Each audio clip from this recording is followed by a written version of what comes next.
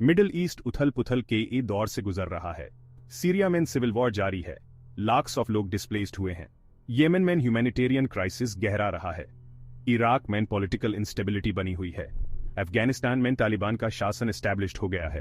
ये conflicts regional और global level पर इंस्टेबिलिटी पैदा कर रहे हैं। रेफ्यूजी क्राइसिस यूरोप के को प्रभावित कर रहा है। टेररिज्म के ये खतरा बढ़ रहा है। सुपर पावर्स के ये बीच क्लैश तेज हो रहा है। मिडिल ईस्ट की ये सिचुएशन कॉम्प्लेक्स है, जिसके सॉल्यूशन के लिए हिस्टोरिकल कॉन्टेक्स्ट को समझना जरूरी है। मिडिल ईस्ट में कॉन्फ्लिक्ट का रूट्स हिस्ट्री में गहरी है। फर्स्ट वर्ल्ड वॉर के बाद ऑटोमन एम्पायर के पतन हुआ। साइक्स-पिकोट एग्रीमेंट के तहत ब्रिटेन और फ्रांस ने मिडिल ईस्ट को डिवाइड किया। दिस डिवीजन ने आर्टिफिशियल बॉर्डर्स खींची, एथनिक और रिलीजियस ग्रुप्स को डिवाइड किया। कॉलोनियलिज्म ने रीजन की रिसोर्सेज का दोहन किया, पॉलिटिकल और इकोनॉमिक इंस्टेबिलिटी को बढ़ावा दिया। यह हिस्टोरिकल लेगेसी आज भी मिडिल ईस्ट के कॉन्फ्लिक्ट्स को प्रभावित करती है। पास्ट के ये डिसीजंस आज भी मिडिल ईस्ट के पॉलिटिक्स और कल्चर को प्रभावित करते हैं।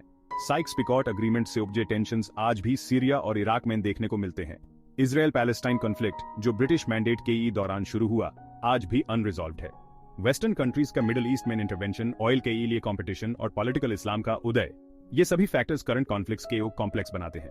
मिडिल ईस्ट के कंट्रीज के बीच डिस्ट्रस्ट, इकोनॉमिक इनइक्वालिटी और पॉलिटिकल रिप्रेशन भी कॉन्फ्लिक्ट को बढ़ावा देते हैं।